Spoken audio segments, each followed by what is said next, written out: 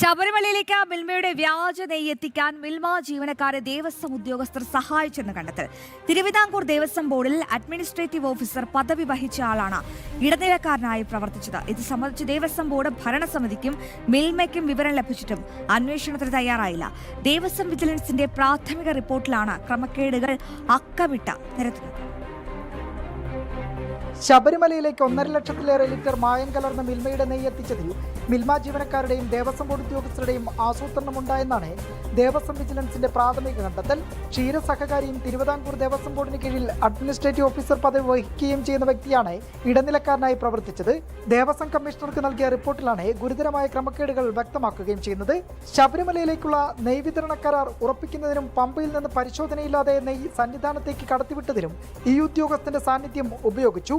Thiruvithamkoor Devaswom board മുൻ ഭരണസമിതിക്കും മിൽമ ഭരണസമിതിക്കും സൂചന ലഭിച്ചെങ്കിലും അന്വേഷണത്തിന് ഉത്തരവിട്ടിരുന്നില്ല. കരാറുകാരന്റെയും മിൽമ ദേവസ്വം ബോർഡ് ഉദ്യോഗസ്ഥരുടെയും സാമ്പത്തിക ഇടപാടുകളും പരിശോധിക്കണം. വൻ തട്ടിപ്പാണ് നടന്നതെന്നും വിശദമായ റിപ്പോർട്ട് സമർപ്പിക്കാൻ ഒരാഴ്ചത്തെ സാവകാശവും ദേവസ്വം വിജിലൻസ് തേടിയിട്ടുണ്ട്. അന്വേഷണത്തിന് ദേവസ്വം സെക്രട്ടറിയെ മന്ത്രി കെ മുരളീധരൻ ചുമതലപ്പെടുത്തിയ സാഹചര്യത്തിൽ ദേവസ്വം കമ്മീഷണർക്ക് ലഭിച്ച റിപ്പോർട്ട് MG രാജമാണിക്യത്തിന് കൈമാറും. നാളെ ചേരുന്ന തിരുവിതാംകൂർ ദേവസ്വം ബോർഡ് യോഗവും ശബരിമലയിലെ നെയ്ക്രമക്കേട് വിഷയം ചർച്ച ചെയ്യും. ജനം, തിരുവനന്തപുരം.